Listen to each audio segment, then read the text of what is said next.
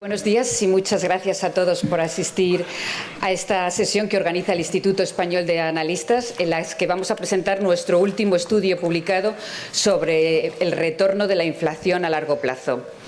En primer lugar, como siempre, quiero agradecer y de una manera especial a Renta 4 Banco por acogernos una vez más en estas magníficas instalaciones y por su apoyo continuado, que siempre lo demuestra, a nuestras iniciativas. O sea, muchas gracias, de verdad. También agradecer a Sebastián Velasco, de Fidelity Internacional, quien desde nuestro Consejo Asesor planteó incluir dentro del programa fundacional del Instituto una reflexión sobre la inflación. Y gracias a ello, gracias a esta reflexión, hoy podemos presentar este informe de gran utilidad e interés para nuestra comunidad económica financiera.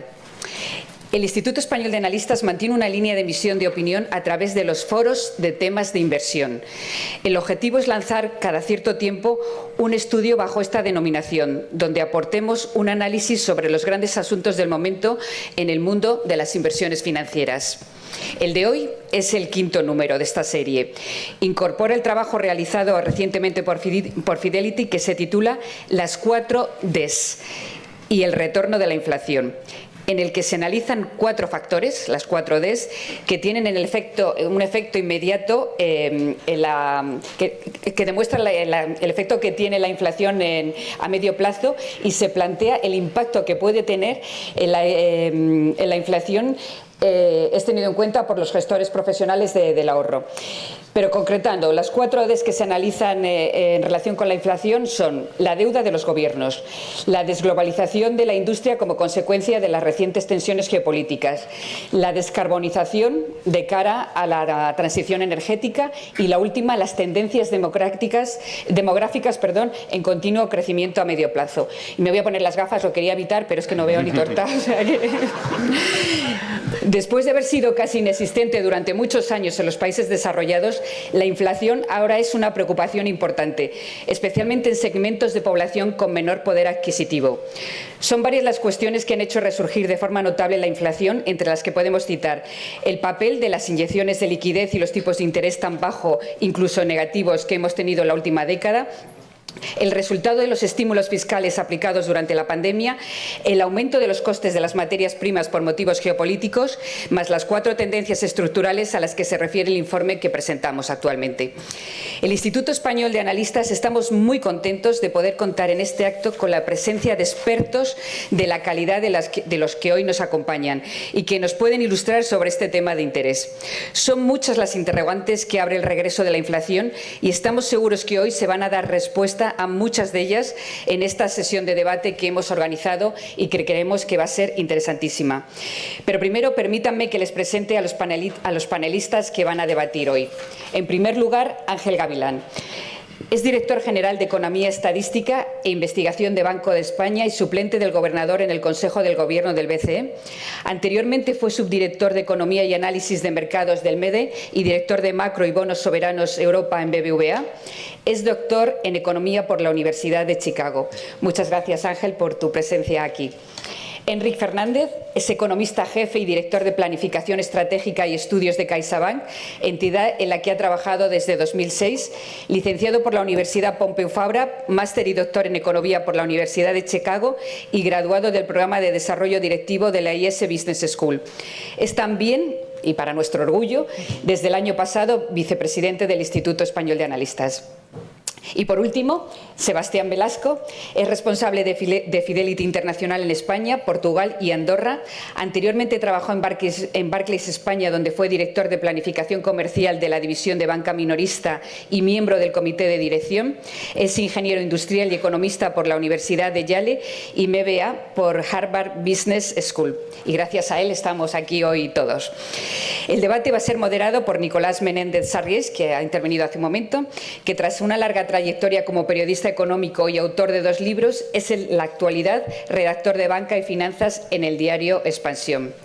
Muchas gracias, Nicolás, y muchas gracias a todos por vuestra generosidad, por vuestro apoyo continuado a nuestras actividades y por estar hoy todos aquí con nosotros.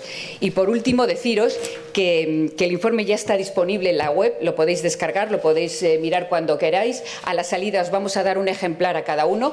Es muy ligero, se lee muy fácil y muy dinámico, os lo recomiendo de verdad. Y bueno, cedo la palabra ahora a Nicolás como moderador del debate. Muchas gracias y todo tuyo, Nicolás. Muchas gracias, Lola. Pues sí, la inflación a largo plazo ha vuelto. Yo creo que bueno, no sorprendemos a nadie diciendo esto, ¿no? La estamos notando todos. Quería dar paso a Ángel. No sé si vamos a hacer una ronda ahora de intervenciones cortas, un poco exponiendo. Que empiece Sebastián. Venga, sin problema, por supuesto. Sí, bueno, en primer lugar, muchas gracias al Instituto Español de Analistas por contar con Fidelity para este coloquio y permitirme coincidir con Enrique y con Ángel para hablar de un tema, la inflación, que durante mucho tiempo ha interesado a muy poca gente. Yo diría que durante 40 años. Y sin embargo ha recuperado ahora un protagonismo que ha ido acompañado del cambio de relato, como se dice ahora. Es decir, hemos pasado de un periodo de 10 años en el que se intentaba inducir inflación para evitar esa deflación que amenazaba después de la gran crisis financiera, hasta el punto de que una prestigiosa publicación internacional se preguntaba en 2019 si la inflación había muerto. Después, ya a finales de 2020, se atisbaba que podía volver la inflación. En 2021, como sabéis, se etiquetó de transitoria. Y desde el 2022 se ha convertido en la métrica, el indicador de referencia para todos los economistas y profesionales de la inversión. Lo que ocurre es que gran parte de lo que se ha escrito y lo que se ha comentado se ha centrado o bien en las causas de la inflación, que después comentaremos, o bien en el acierto o no de los bancos centrales a la hora de predecir y atacar la inflación. Es decir, si debían haberlo hecho antes o no y si eso ha podido agravar el problema o no. Estoy seguro que esto saldrá en el coloquio de hoy. Lo que se ha hecho menos es hablar de si hay factores que nos hacen pensar que la inflación va a estar con nosotros a largo plazo y que tal vez esos objetivos de inflación de los cuales se viene hablando hace tiempo van a ser difícilmente alcanzables. Y ahí es donde entra el estudio. Eso es lo que intentamos aportar, apuntando, como decía Lola, a 4 factores que serían, en primer lugar, el retroceso en la globalización que está llevando a muchas empresas apoyadas por sus gobiernos a repatriar o acercar a su sede eslabones de la cadena de suministros. En segundo lugar, el impacto del aumento de las temperaturas y las inversiones y los costes que eso requiere. Por otra parte, el envejecimiento de la población y específicamente la reducción en la población en edad de trabajar, especialmente en las grandes economías. Y en último lugar, y estoy seguro que esto también dará que hablar, la posibilidad de que la inflación se convierta para algunos gobiernos en una herramienta para erosionar esa elevadísima deuda que han contraído los gobiernos, sobre todo en las economías desarrolladas y sobre todo a partir de la pandemia.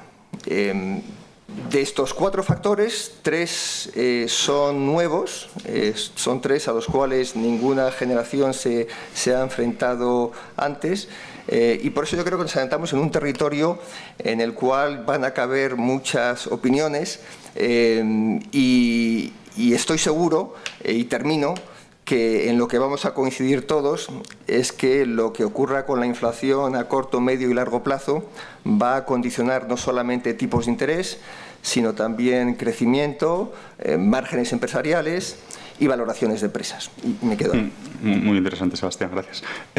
Ángel, unas palabras preliminares. Sí, muchas gracias al Instituto Español de Analistas por la invitación a participar en este acto. Podemos comentar ahora en el turno de preguntas sobre los determinantes de la inflación en el largo plazo, que podemos compartir algunos de ellos, ¿no? Y en un contexto de mucha incertidumbre, pero permitirme en primer lugar bueno, mis palabras iniciales se centren en lo que esperamos en la inflación en el corto y en el medio plazo, ¿no? Antes de llegar al largo plazo, veamos lo que podría dar de sí la inflación en el medio plazo.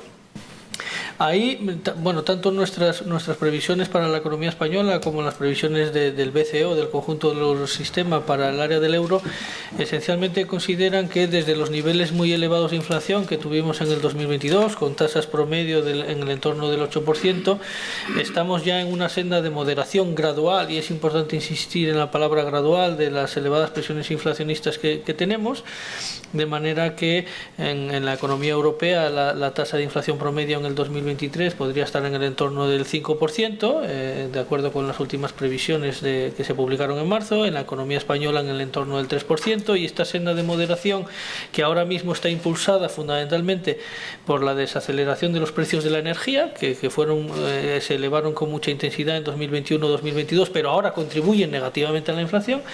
Bueno, pues la idea es que en el 2024-2025 a esa caída del componente energético, esa reducción de las presiones inflacionistas por el lado del energético, le acompañe también una reducción de las presiones inflacionistas por el lado de los componentes más estables, de lo que llamamos la inflación subyacente, ¿no?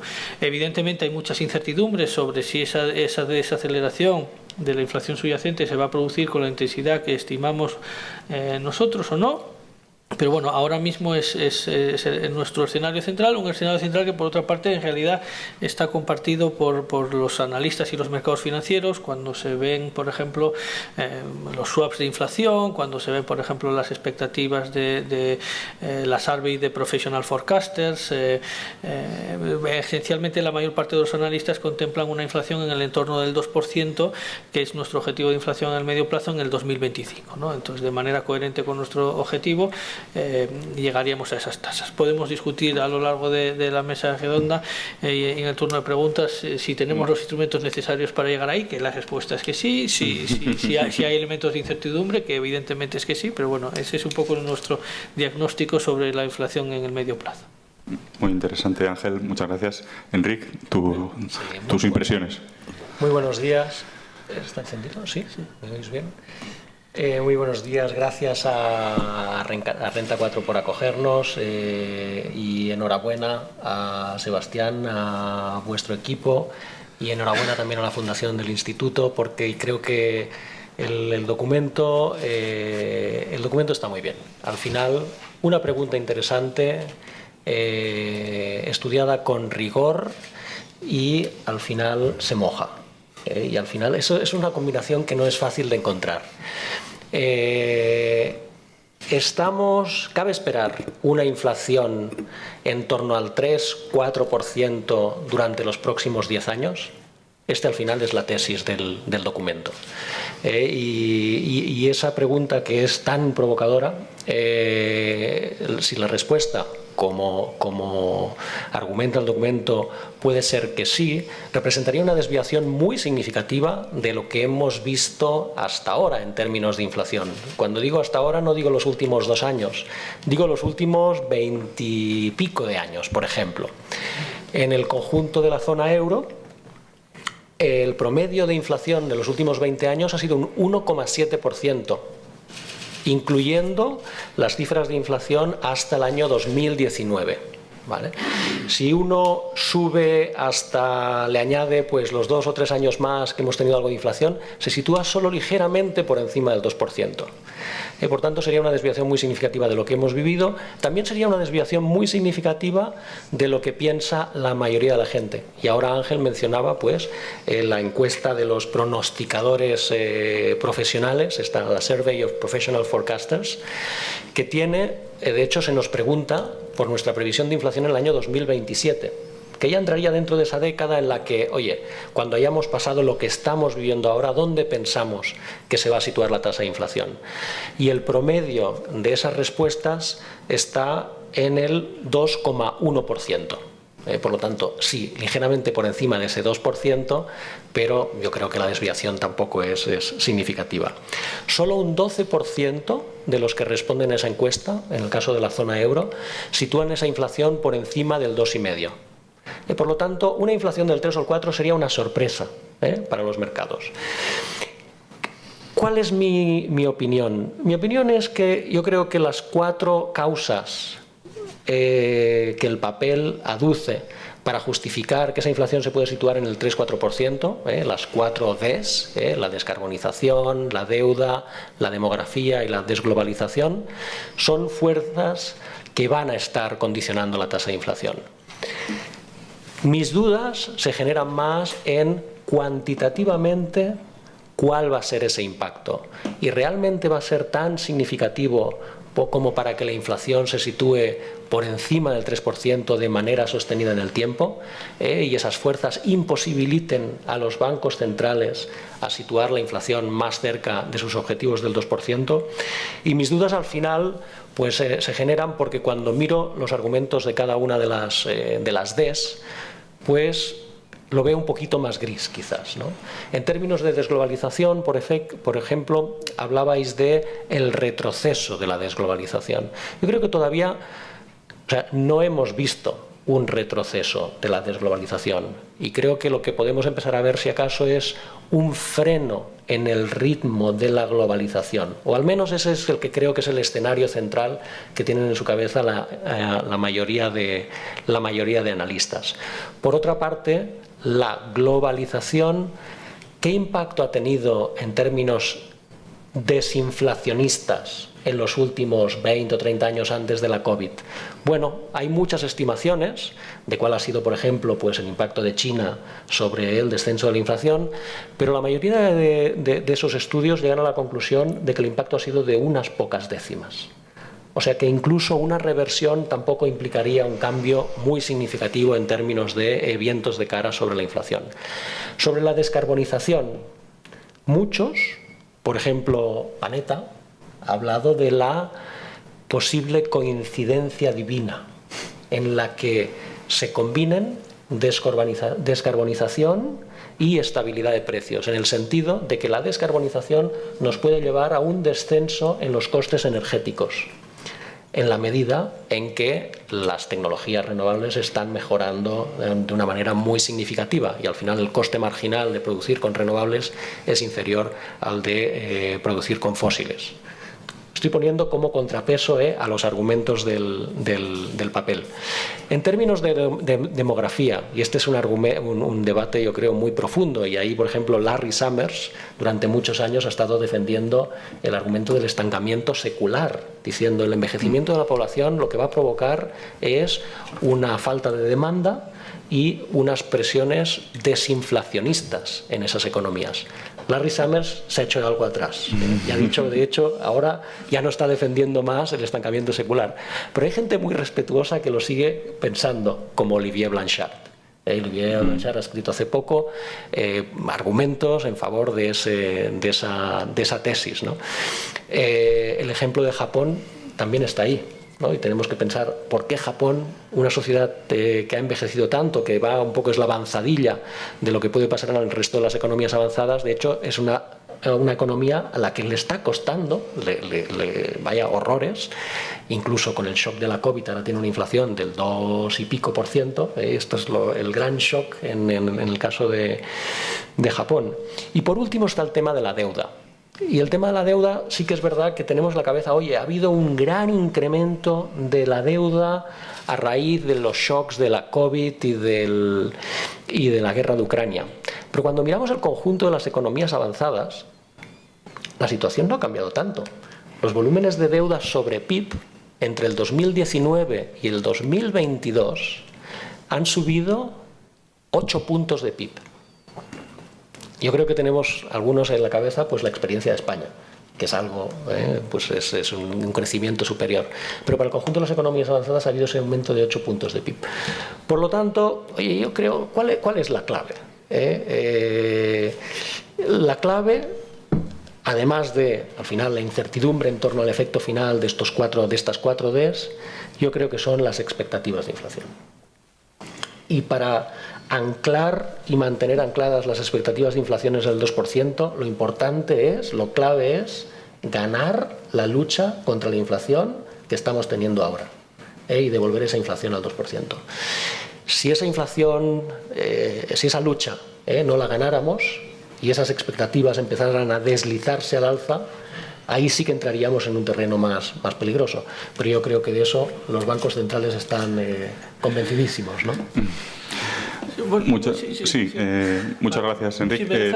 Sí, te iba a decir justo que podríamos hacer dinámico el debate. Si tenéis algo que añadir, me decís y vamos y adelante. No, yo estoy muy de acuerdo con lo que ha dicho Enrique, ¿no? Los determinantes, ¿cuáles pueden ser los determinantes a largo plazo de la inflación? Están bien identificados y están bien capturados en el informe. Las presiones inflacionistas que pueden venir por la desglobalización, que como ha dicho Enrique, no es tan palmaria como se cree, es más bien un cambio en la naturaleza del proceso de globalización, más globalización regional que globalización internacional, más en servicios que en manufactura. Bueno, está cambiando en distintas dimensiones, pero no es tanto un proceso de deshacer todo el camino andado. Las presiones inflacionistas por el lado de la energía y de la transición ecológica pues son evidentes. Pero una cosa que lo ha mencionado Enrique y que yo he echado a faltar en el documento, de hecho el documento casi un poco va en la dirección contraria, es que haya presiones inflacionistas muy elevadas o elevadas en el futuro por distintas fuentes no quiere decir que la inflación vaya a ser elevada. Falta la función de reacción de los bancos centrales mundiales, y en la medida en que esa función de reacción y esos objetivos y esa credibilidad en llegar a esos objetivos esté ahí, pues la política monetaria responderá y mitigará esas mayores presiones inflacionistas, ¿no?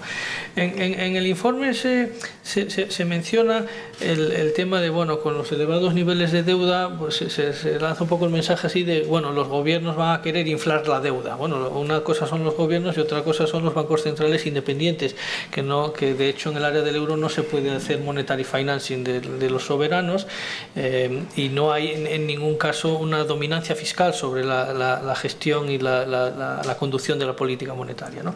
Y en ese sentido, pues es importante destacar la separación de objetivos y la separación de responsabilidades de la política fiscal por un lado. Si hay problemas de deuda, las reglas fiscales, que por cierto ahora también están en negociación en el contexto europeo, pues deberían ser el foco, y por el otro lado está la política monetaria con su objetivo de inflación, con la credibilidad, evitar que se desanclen las expectativas de inflación. Pero podemos seguir comentando. Sí, por supuesto. Porque creo que habéis apuntado cosas interesantísimas, y coincido con dos apreciaciones que habéis hecho. Una, que el estudio no entra en valorar, en cuantificar cuál será el impacto de estas 4 presiones, porque es muy difícil, y sino que se lo digan a los bancos centrales. Intentar valorar cuánto va a ser la inflación y cuánto de eso es atribuible a distintos factores es algo en lo cual hemos preferido no entrar, yo creo que por prudencia. Y en segundo lugar, es cierto que donde no entra el estudio es en valorar cómo esto se puede traducir en políticas monetarias que puedan, de hecho, contrarrestar estos factores inflacionistas. Es un tema que queda de lado. Pero sí me gustaría apuntar en relación a lo que has dicho, Enrique, sobre descarbonización, donde creo que es cierto lo que dices, que a muy largo plazo yo creo que eso se puede traducir en una rebaja de los costes de energía. Pero si hacemos la transición que está pendiente, si buscamos efectivamente reducir emisiones, primero tenemos que sustituir energías derivadas de combustibles fósiles de energías limpias. Es decir, sustituir energías baratas por energías que hoy por hoy son caras. Y eso se va a traducir en aumentos de costes para empresas que, a menos que sacrifiquen sus márgenes, van a trasladar esos precios, por lo tanto generando inflación. Eso suponiendo que acometamos la transición que está pendiente. Pero es que si no lo hacemos y nos enfrentamos a lo que se han denominado los riesgos físicos, es decir, a las inundaciones, a la desertización, a la desforestación, ahí el problema de oferta puede ser también muy grande, porque nos vamos a enfrentar a menor rendimiento de piscifactorías, a menor rendimiento de cultivos, a mayor prevalencia de ciertas enfermedades víricas, a menor rendimiento de trabajadores en ciertos lugares donde las temperaturas van a seguir aumentando. Es decir, hagamos o no hagamos en el medio plazo la transición que está pendiente, nos enfrentamos a riesgos inflacionistas muy claros, independientemente de que efectivamente dentro de 20 años podamos haber hecho con éxito esa transición. No, muy interesante, Sebastián. Si os parece, vamos a pasar al primer bloque, que bueno, habéis hablado de presiones, de presiones inflacionistas, pero yo quería que si Ángel nos puedes aclarar un poco cuáles son las causas de la inflación actual, ¿no? Las causas concretas. Bueno, yo creo que esto ya es un poco bien conocido, ¿no? Las presiones inflacionistas a nivel global, porque este en realidad es un fenómeno global que tiene distinta intensidad en distintas áreas geográficas, pero en términos generales las presiones inflacionistas empezaron a surgir a lo largo de 2021, a medida que se iba produciendo la recuperación de la economía tras la pandemia. Una parte muy importante de aquellas presiones inflacionistas vinieron provocadas por una recuperación de la demanda mucho más intensa de la que se esperaba y más intensa de la que podía soportar la oferta, que se estaba afectada todavía por algunas de las disrupciones causadas por la pandemia. Pues las restricciones sanitarias dificultaron algunos de los procesos productivos, se produjeron cuellos de botella importantes en las cadenas globales de producción y de suministro. Entonces, bueno, pues hubo unos determinados factores de demanda que empujaron la inflación al alza, factores de oferta.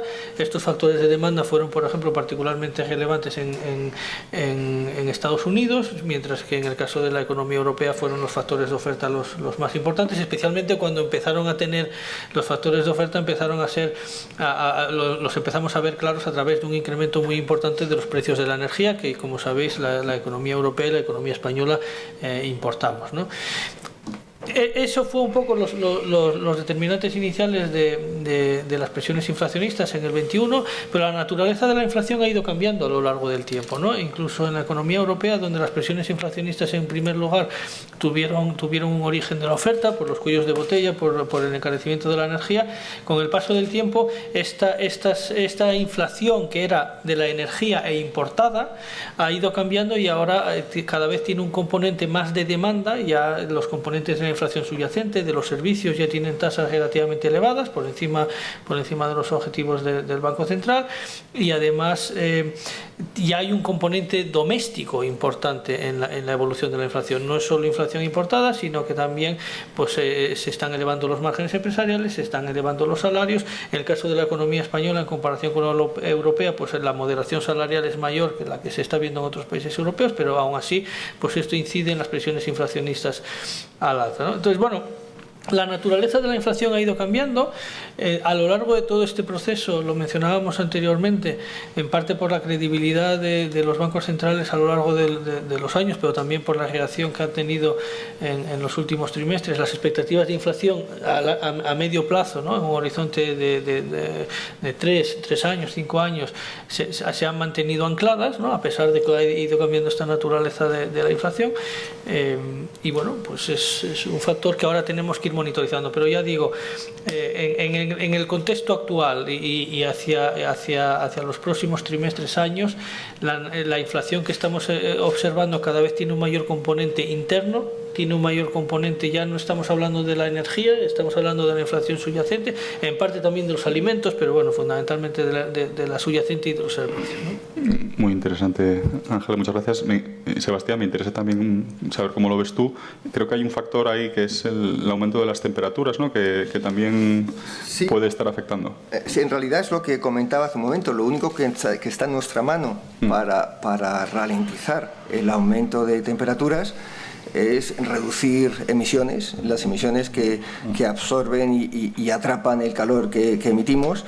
Si efectivamente damos pasos para hacerlo, nos vamos a encontrar con tensiones inflacionistas. Si no las damos, nos vamos a encontrar con desastres naturales que también van a reducir la oferta y van a subir los precios. Yo creo que eso lo que hace es poner a los gobiernos en una situación complicada, en la cual tienen que elegir entre fomentar esa transición, por tanto detrayendo recursos de otras iniciativas, o bien no hacerlo y exponernos a una ralentización del crecimiento económico a largo plazo y también, y eso creo es importante, a un deterioro de la cohesión social entre los países en los cuales va a hacer mucho más calor y en los que no tendrán ese problema.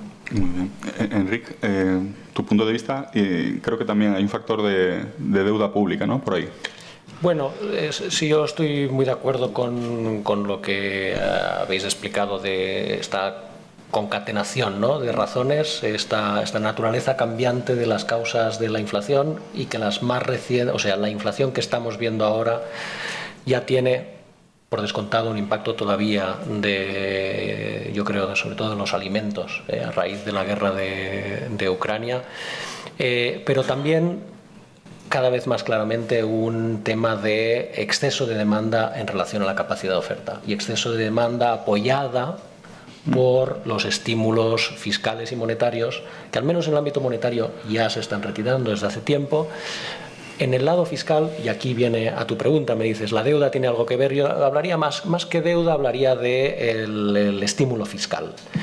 Al final, para pensar que la deuda tiene un impacto sobre la inflación, yo creo que tendríamos que empezar a entrar en el terreno de la dominancia fiscal, que yo creo que no es un motivo detrás de la inflación que estamos viendo actualmente.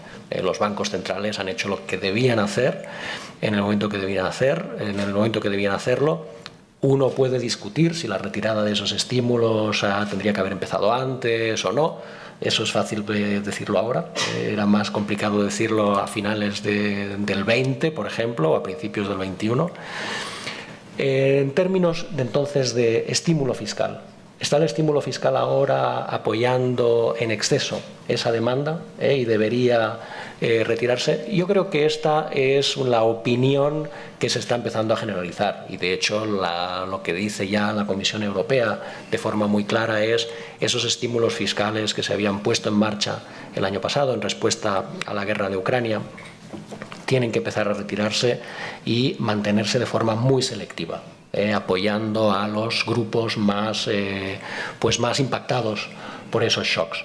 Yo creo que es importante que la política fiscal en ese sentido esté en plena sintonía con lo que es hoy en día el tono de la política monetaria. Si la política monetaria lo que está intentando hacer es detraer algo de la demanda agregada, la política fiscal debería estar haciendo lo mismo. Muy bien.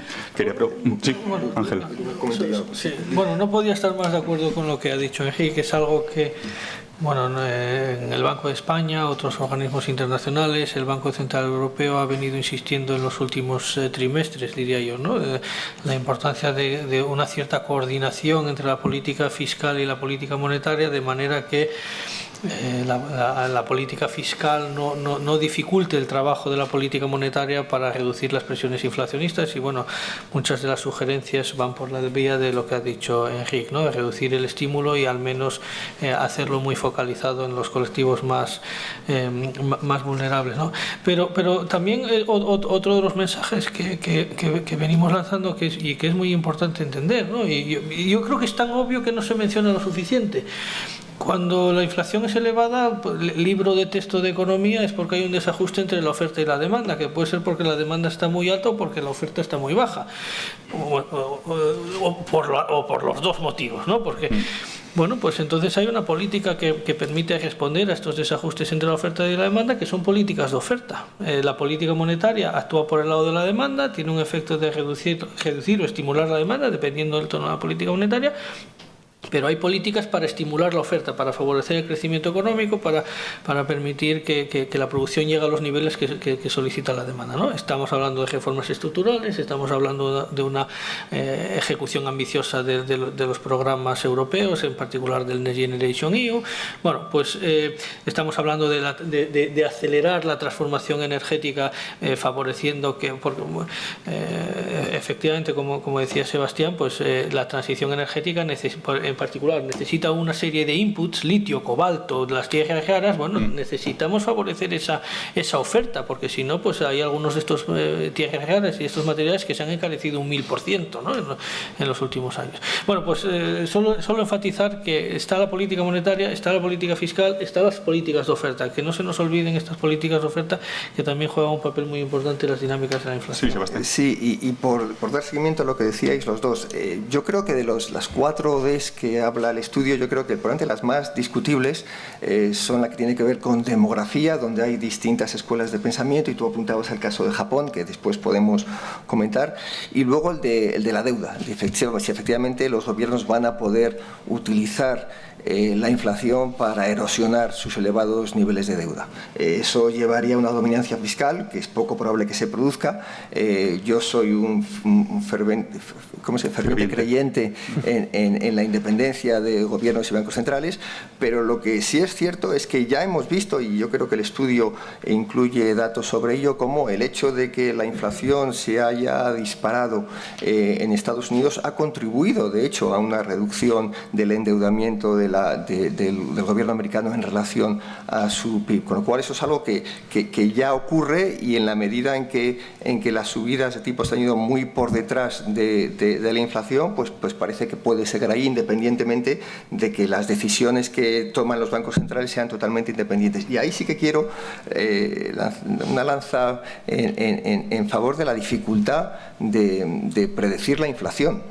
Porque yo creo que es muy fácil criticar la labor que se ha hecho de los bancos centrales, pero recuerdo que en 2021, en abril más o menos, hubo una encuesta hecha por el Wall Street Journal a académicos y a profesionales del mundo de la economía para entender cuál era su valoración sobre lo que iba a ser la inflación en 2022.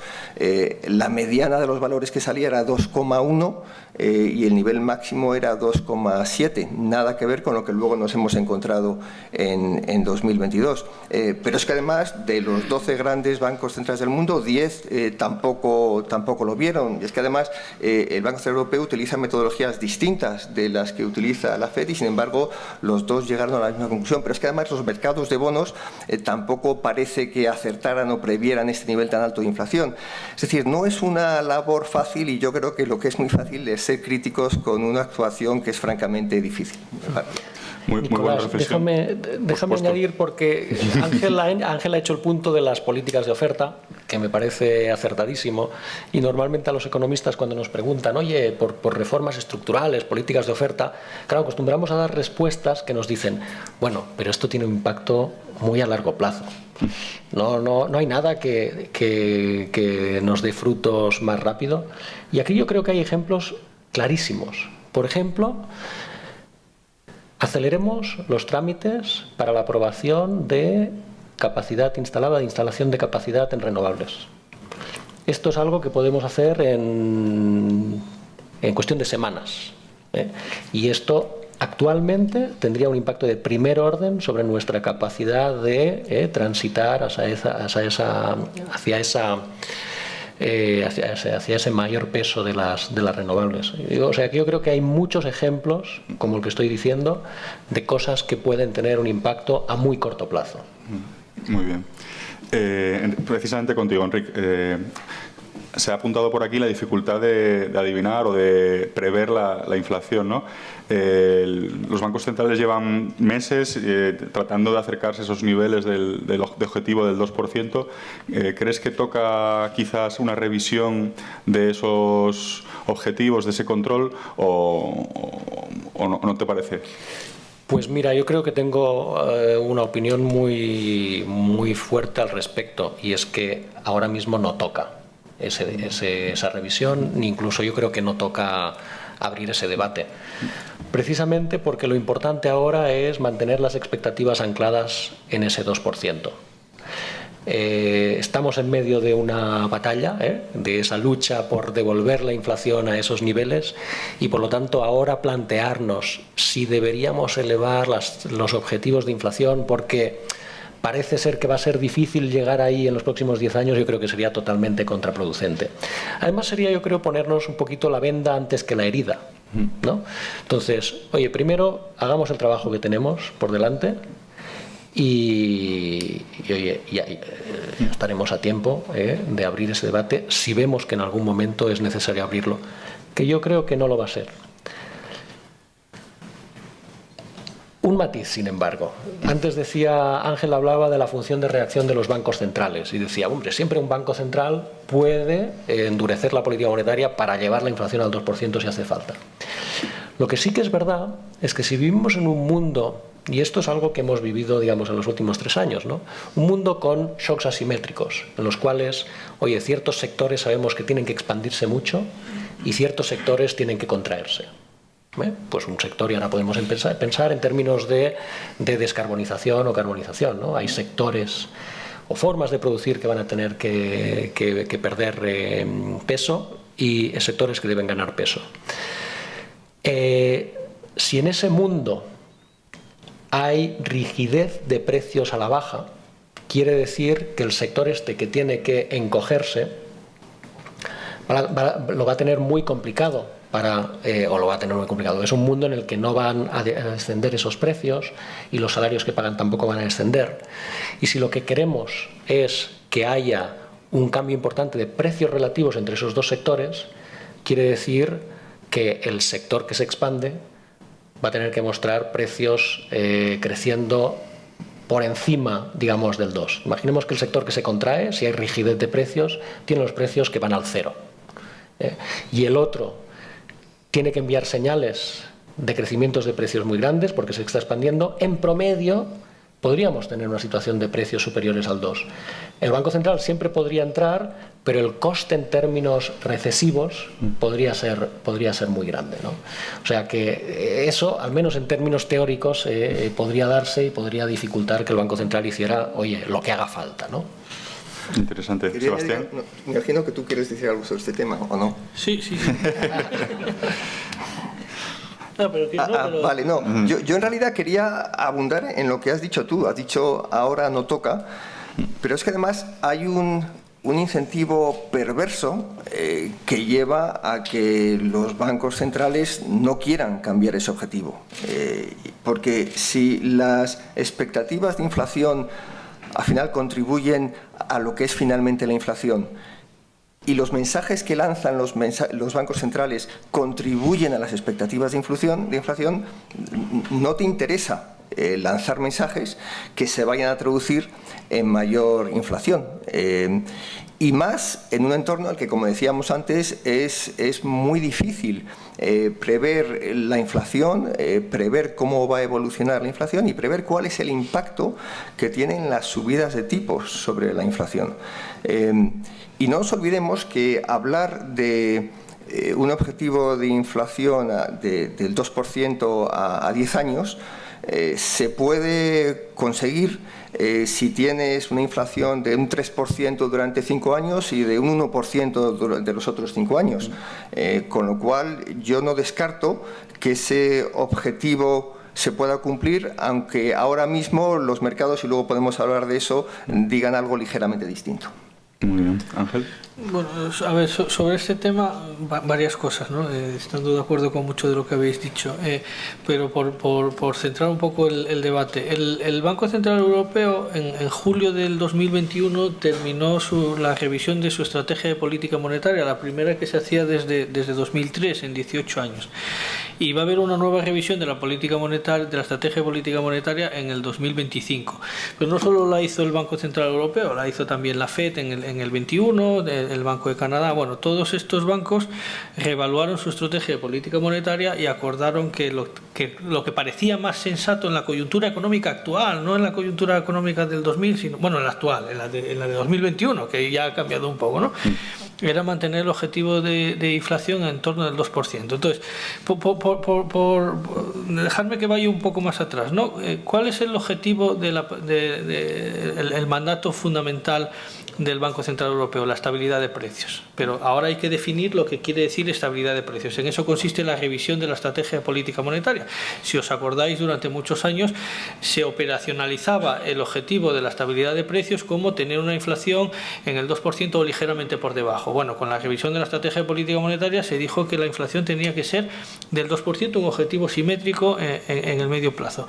Entonces, la primera pregunta, quizá la más obvia, ¿no? Es decir, oye, si el objetivo es la estabilidad de precios, ¿por qué a la hora de operacionalizarlo es una inflación del 2%? No una inflación del 0%. Entonces, bueno, hay varios motivos, ¿no? Desde más teóricos a más pedestres, empezando por estos últimos. Si miramos la inflación como lo miden las agencias estadísticas, a pesar de que hacen muchos ajustes por términos de calidad, es previsible que la inflación medida por las medidas habituales de inflación, esté sobreestimando la inflación real. ¿Por qué? Porque hay mejoras tecnológicas, hay mejoras en la calidad de los productos. A ti te cobran lo mismo, no sé, por un teléfono ahora que antes, pero es que este teléfono hace muchas más cosas ahora que antes, ¿no? Hay unos ajustes por calidad a la hora de evaluar la dinámica de los precios, pero probablemente no incorporan realmente todas las mejoras de calidad. Entonces, si se fija un objetivo de inflación del 0%, realmente la inflación sería negativa, ¿no? La inflación real, una vez ajustada por calidad. Luego, en el contexto del área del euro, pues el objetivo de inflación, si fuera el 0%, implicaría que habría países que están en deflación. Entonces se trata de buscar una tasa de inflación suficientemente baja para que no sea costosa, y ahora entro en este debate del coste de la inflación, pero que al mismo tiempo sea coherente con la estabilidad de precios y que nos evite caer en escenarios deflacionarios o en escenarios en los que la política monetaria tiene poco margen de actuación, ¿no? Y esto me lleva a hablar luego, si me permitís que me alargue, sobre el tipo de interés natural, ¿no? Y las discusiones sobre la evolución del tipo de interés natural, que están muy detrás de la discusión de la secular stagnation que mencionaba Enrique, ¿no? Entonces, ahí se pensó en el 2%, y cuando se hizo la reevaluación de la política monetaria de todos los bancos centrales, se pensó que no había argumentos sólidos y fuertes para cambiar ese objetivo de inflación del 2%, que no quiere decir que en la próxima revisión los bancos centrales lo puedan cambiar a otro, ¿no?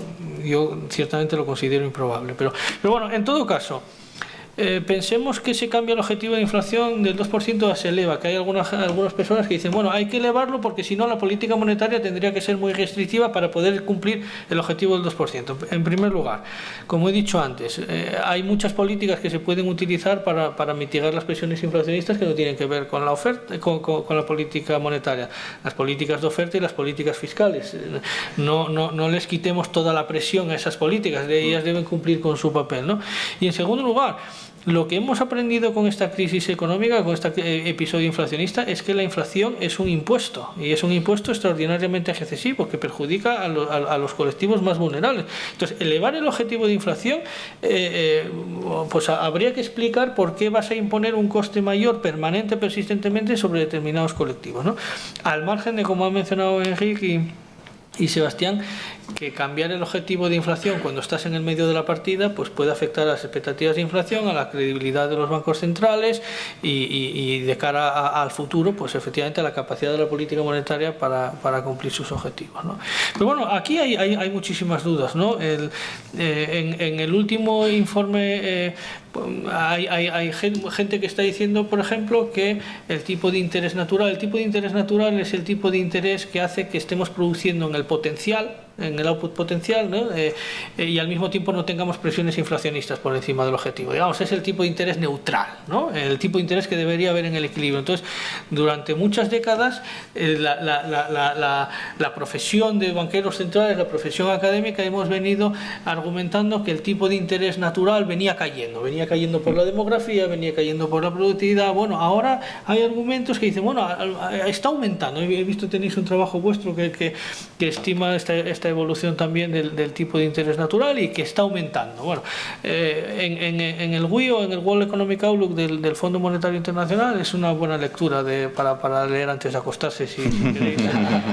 Hay un capítulo temático sobre el tipo de interés natural. Bueno, la posición del WIO es que una vez que pase este episodio inflacionista vamos a volver a estar otra vez en escenarios donde el tipo de interés natural es muy bajo, donde vamos a estar otra vez cerca de la Zero Lower Bound o la Effective Lower Bound, donde la política monetaria otra vez encontrará problemas para estimular la economía y llegará a la inflación del 2%. Entonces, con todo esto quiero decir que la incertidumbre es muy elevada sobre cuál es el nivel fundamental de los tipos de interés naturales.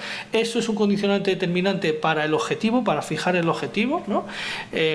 Elevar el objetivo tiene un coste distribucional muy importante sobre los hogares, afecta a la credibilidad del Banco Central y no hay argumentos sólidos ahora mismo para cambiarlo. Pero bueno. Muy bien. Sebastián, Sí. ¿tenéis algo que añadir? Sí, muy brevemente. Has mencionado la credibilidad de los bancos centrales. Yo antes coincidía con vosotros en que no hay incentivo para que los bancos centrales revisen su objetivo.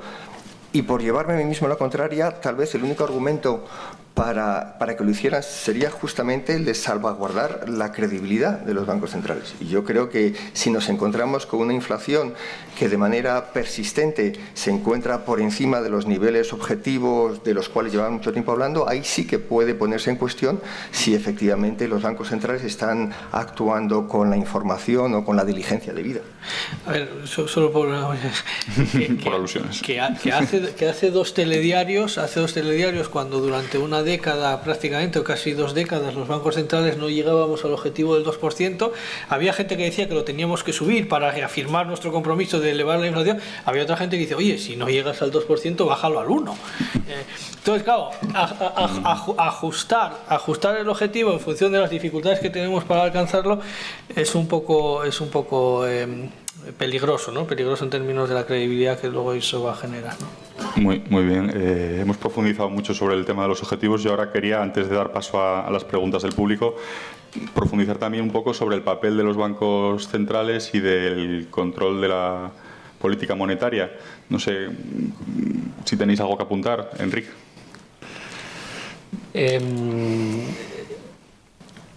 No sé exactamente. Bueno, el mercado, por ejemplo, hoy día, sí. ¿tú crees que se cree la capacidad de los bancos centrales de controlar la inflación? Vamos a ver, yo creo que está claro, y las expectativas están ahí, de que controlar la inflación no va a ser una cuestión de 3 meses, ni de 6 meses, ni incluso de un año, pero cuando miras las expectativas tanto de mercado, hablábamos antes la de los pronosticadores profesionales,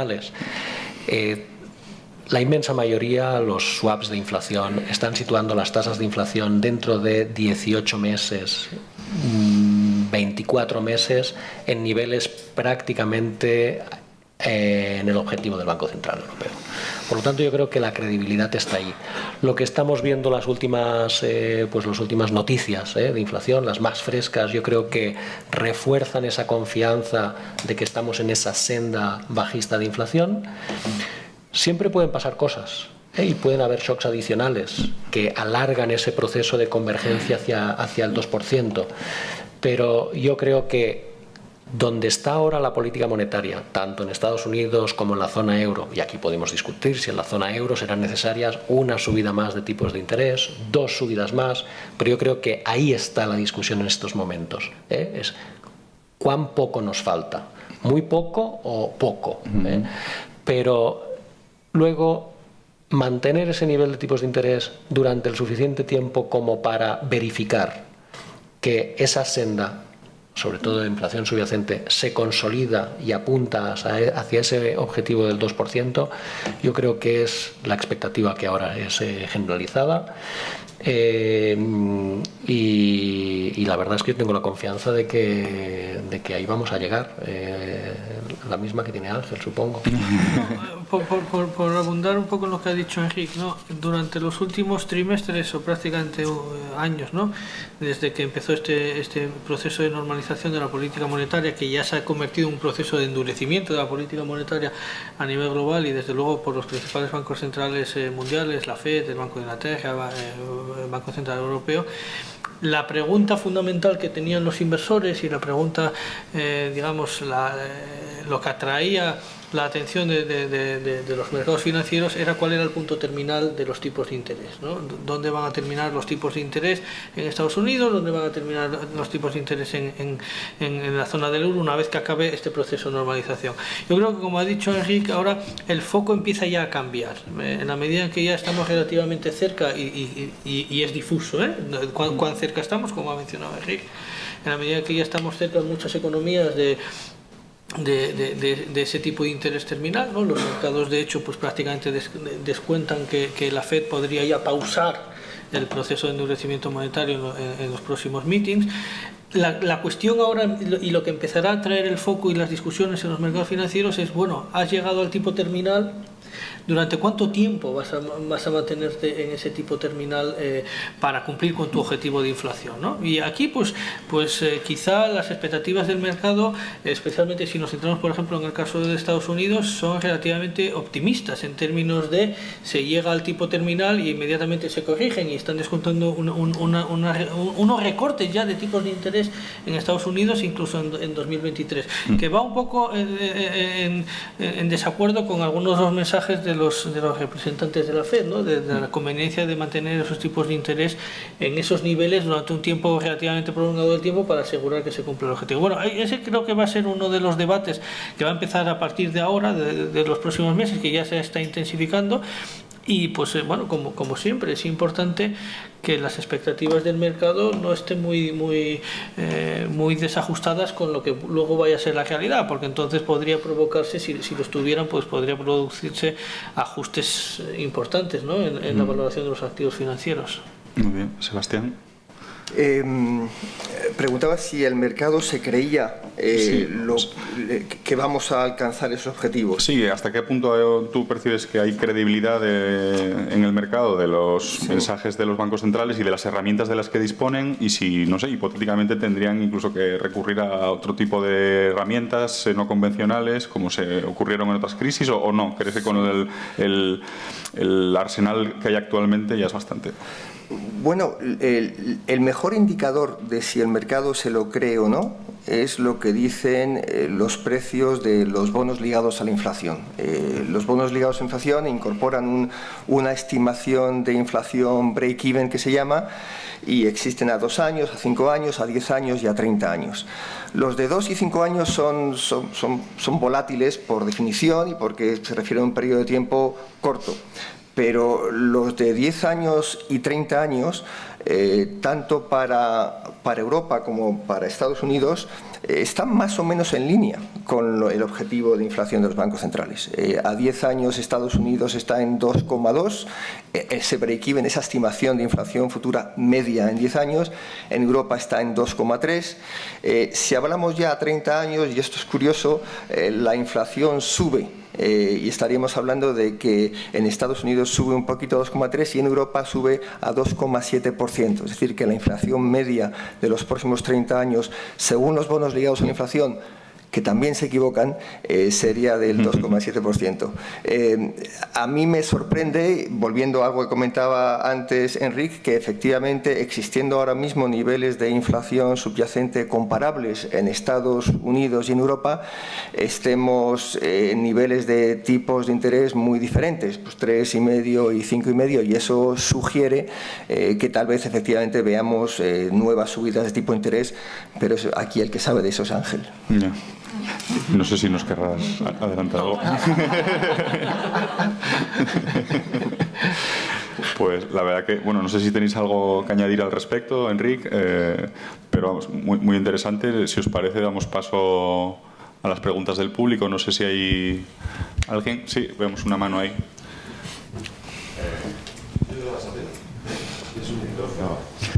Buenos días a todos. Me ha resultado tremendamente interesante. Mi nombre es Antonio Porto, soy secretario general del Círculo de Empresarios. Yo creo que en esto, yo estoy bastante preocupado por el desarrollo de la inflación, porque en cuestión de años el control de la deflación y de la inflación ha pasado del discurso del control de cantidad de dinero a control de precio del dinero. Y esta discusión que estáis teniendo esta mañana, yo que soy un poquito más viejo, me recuerda bastante discusiones de los 70 y de los 80, en el sentido de que la autoridad monetaria decía, no, es que la culpa no es solo mía, es que están las políticas de oferta, es que están las políticas fiscales, que son las menos creíbles. Durante el periodo de deflación, la deflación, al final, la política de tipos de interés es a Dios rogando, porque estás rogando que los tipos de interés te afecten a las expectativas de todos los actores que operan en los mercados, con un escaso margen de influencia, particularmente sobre los actores fiscales. Entonces, con el mazo dando, normalmente es algo que yo no he oído de 2 doctores por Chicago que están en la mesa, que es el cuantitativismo, el control de las magnitudes monetarias. hemos vivido unos años de quantitative easing que al final en la deflación ha tenido y ha dado éxito. Al principio, cuando empezó el tema de la inflación, se habló tímidamente del quantitative tightening, pero yo me pregunto, ante lo que ha dicho antes Sebastián, de la falta de acierto a veces en las previsiones de inflación, si los bancos centrales, la FED sí me consta que sí, el Banco Central Europeo no lo sé, el control del Bank of England es bastante más fácil. ¿Qué están haciendo los bancos centrales en materia de control de magnitudes monetarias que, con pocas teorías pero con mucha práctica, al final es con el mazo dando para bajar la inflación? Muchas gracias. No sé quién se apunta. Bueno, si me permites, efectivamente, es un tema que no había salido en el debate. Me alegro que hayas hecho esta pregunta. Bueno, en primer lugar, hay bastantes trabajos por parte del Banco de España, de académicos, desde luego por parte del Banco Central Europeo, que muestran la efectividad que tuvieron las políticas no convencionales, los instrumentos de política monetaria no convencionales durante la fase de baja inflación que hemos tenido a lo largo de las últimas décadas para estimular la actividad económica y con ello tratar de estimular la inflación. ¿Que no fue suficiente para llegar a los objetivos? Vale, pero sin esas medidas hubiera sido todavía menor el crecimiento económico y la inflación. Entonces, en este proceso de normalización de la política monetaria, pues se están normalizando todos los instrumentos de la política monetaria, ¿no? El instrumento principal, esto lo ha repetido en numerosas ocasiones la presidenta Lagarde, el instrumento principal para la conducción de la política monetaria en el contexto actual son los tipos de interés de corto plazo, que son los que tienen una mayor efectividad en el corto plazo para hacer esta normalización.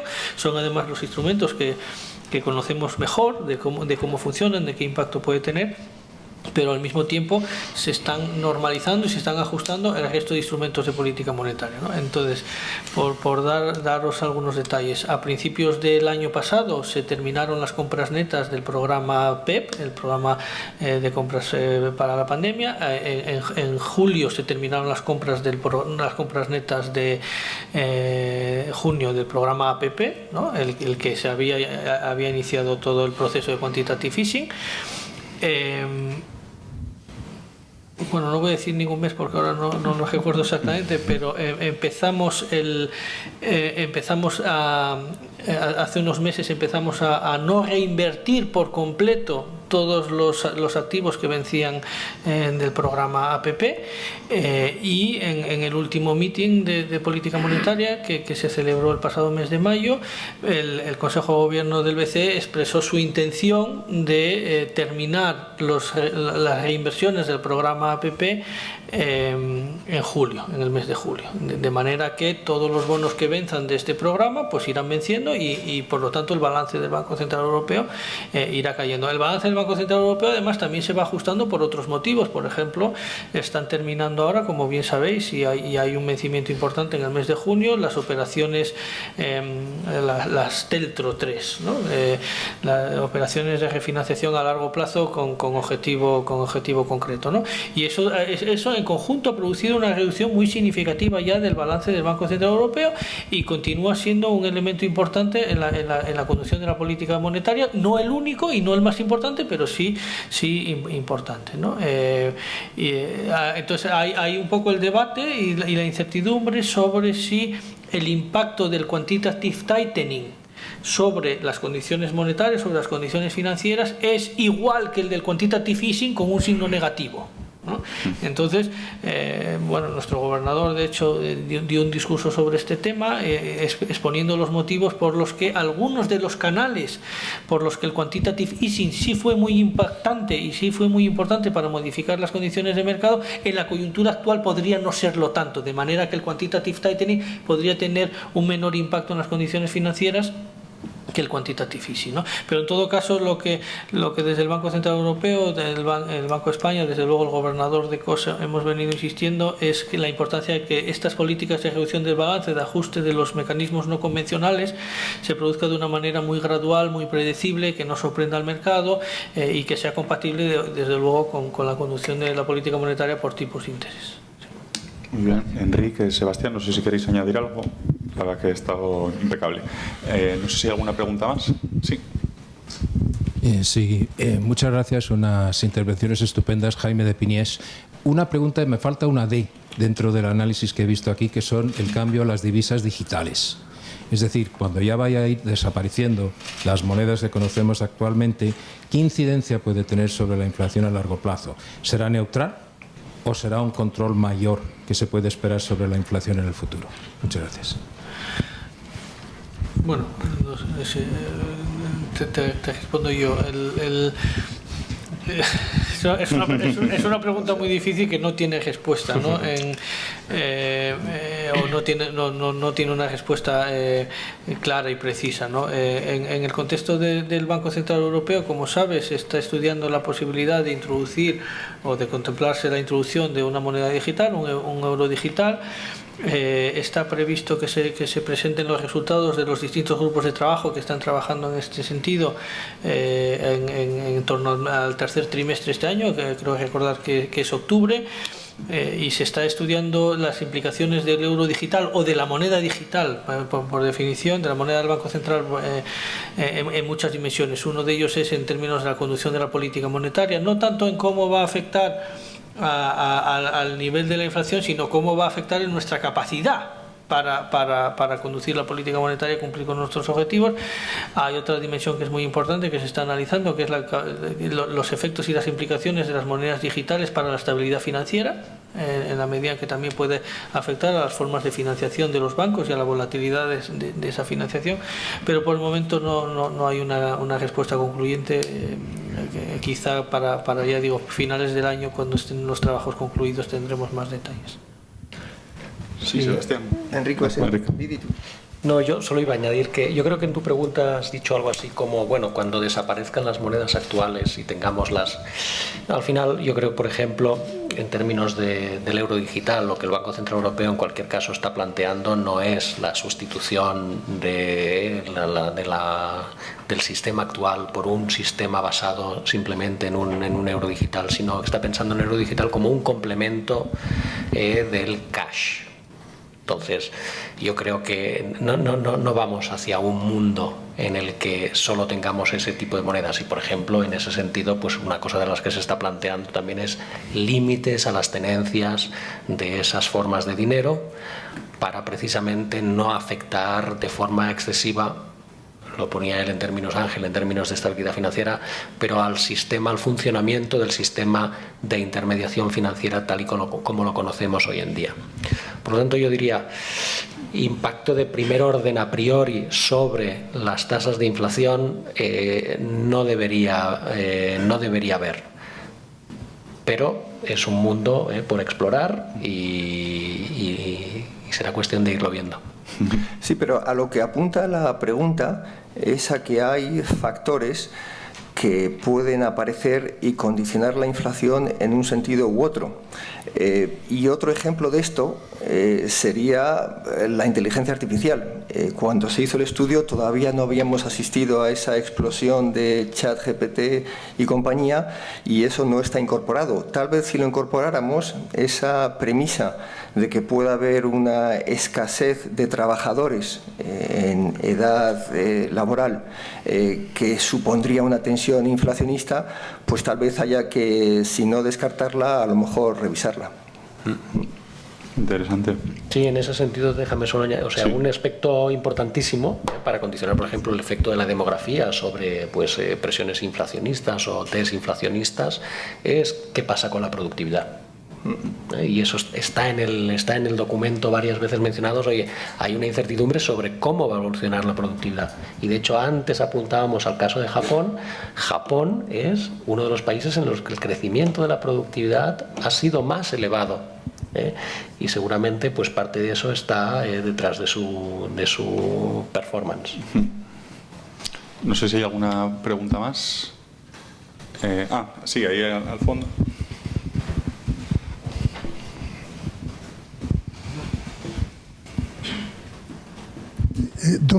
Soy Fernando González Urbaneja, periodista. Dos cuestiones a Enrique. Has apuntado al tema de las políticas de oferta y a las reformas estructurales y has dejado además ahí el tema de por qué no van más deprisa las autorizaciones. Y yo te pregunto, ¿por qué? ¿Por pereza, por ideología, por ignorancia? ¿Por qué está ocurriendo eso? Y una segunda cuestión, aprovechando que estás aquí. Vosotros en la Caixa hace año y medio detectasteis el problema de la mala valoración de los precios de la electricidad en el IPC. Os ganasteis una buena bronca, os echaron de la clase y no se ha vuelto a hablar de ese tema. ¿Crees que tenemos un IPC que sobrevaloró la inflación el año pasado y ahora por efecto comparación está infravalorando por un mal cálculo de la electricidad?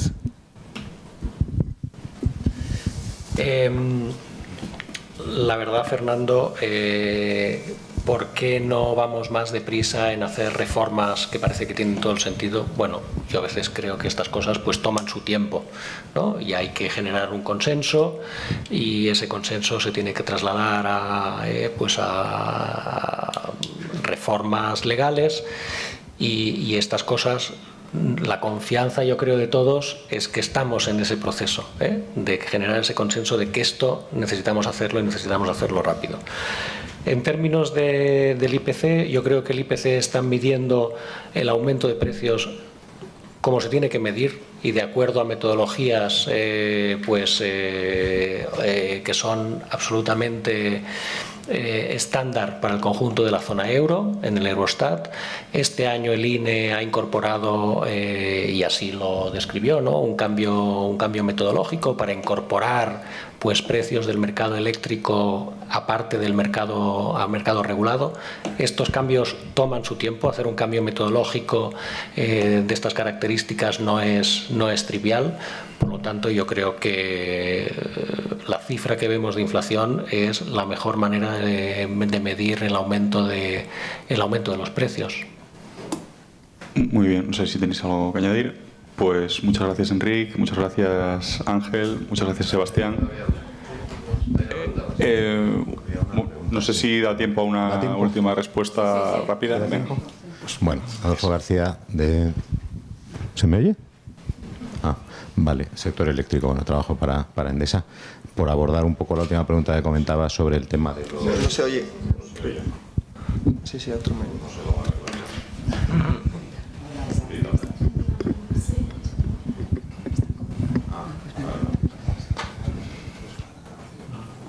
Vale. Pero lo uso, vale. No, comentaba sobre lo que comentabas de los permisos. Efectivamente es un tema que a nosotros nos está ralentizando mucho el despliegue de las inversiones, Y una de las razones es que tenemos una miríada de reglas que no están centralizadas y que acabamos terminando en el ayuntamiento de turno. Y esto, la verdad, que nos está ralentizando mucho. También es verdad que en los últimos tiempos nos estamos encontrando con cierta contestación social en muchos de los proyectos y con desarrollos adicionales que dificultan todavía más, como pues, que se nos exija procesos para buscar la participación de capital local y cosas de estas que acaban en cosas verdaderamente ínfimas para la escala de la inversión y que sin embargo nos puede retrasar durante meses, ¿no? Entonces digo un poco por el tema del permitting, que es uno de los asuntos, porque el año pasado, hace apenas unos meses, realmente nuestra preocupación era si a la velocidad a la que queríamos hacer las inversiones íbamos a encontrar los medios técnicos y el personal suficiente para poder hacerlo, porque con los planes que había, a la velocidad que se preveía, donde veíamos un enorme cuello de botella, era quién iba a hacer todo esto y todo a la vez, ¿no? Entonces lo digo, eso está cambiando ahora porque justamente la caída de los precios en la energía ha moderado bastante el apetito de inversión en el sector.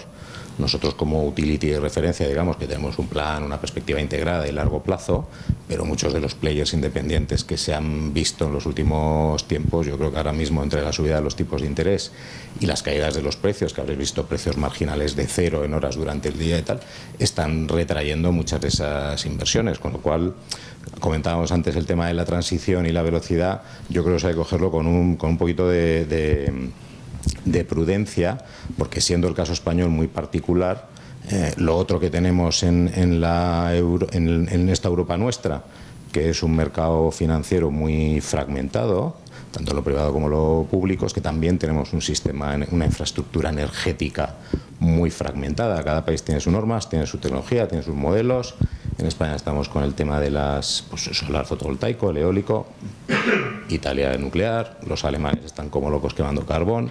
Quiero decir que no podemos de alguna manera simplificar el discurso de la transición. Pero bueno, dicho eso, que era una puntualización, dado que ha salido la pregunta, a mí lo que sí me gustaría preguntaros, y agradecer por cierto el debate porque me ha encantado, es con respecto de ese futuro que estamos hablando en los tipos del euro, con unas expectativas de inflación inciertas, con la capacidad de intervención de los bancos centrales, con países que pueden tener en momentos concretos objetivos encontrados. Claro, el inversor de renta fija, el que tiene que financiar, esa persona que está al otro lado, cuando antes estabas comentando que a ver si con niveles de inflación se pueden estar bajando los ratios, el inversor de renta fija, ¿dónde queda posicionado, digamos, para financiar todo este esfuerzo, ¿no? Sí, bueno, yo creo que por ampliar más la pregunta, implicaciones de inversión del entorno en el que estamos, yo creo que nos enfrentamos a rentabilidades reales negativas para los instrumentos de menos riesgo, y eso es algo que yo creo que los inversores tienen que entender. Vamos a estar en niveles de inflación por encima de los niveles de interés durante una temporada. Paralelamente, yo creo que el hecho de que, y volviendo a lo que comentaba Ángel, no sepamos muy bien durante cuánto tiempo se vaya a mantener esos tipos terminales, hacen que las empresas llamadas de crecimiento pues probablemente vayan a verse perjudicadas frente a las empresas de valor, en la medida en que sus beneficios se estiman más a largo plazo y el descuento de esos beneficios a tipos más altos resultan en valoraciones inferiores. Y probablemente, y por último, tal vez haya que pensar en que hay que invertir en aquellos mercados en los cuales vayamos a ver más crecimiento y que tengan más palancas para actuar en caso de que sea necesario estimular la economía, y me estoy refiriendo a economías asiáticas. Muy bien, muchas gracias, Sebastián. Gracias a los tres ponentes, ha sido un lujo, muy interesante. Si os parece, podemos continuar charlando un poco con un café. Gracias. Gracias.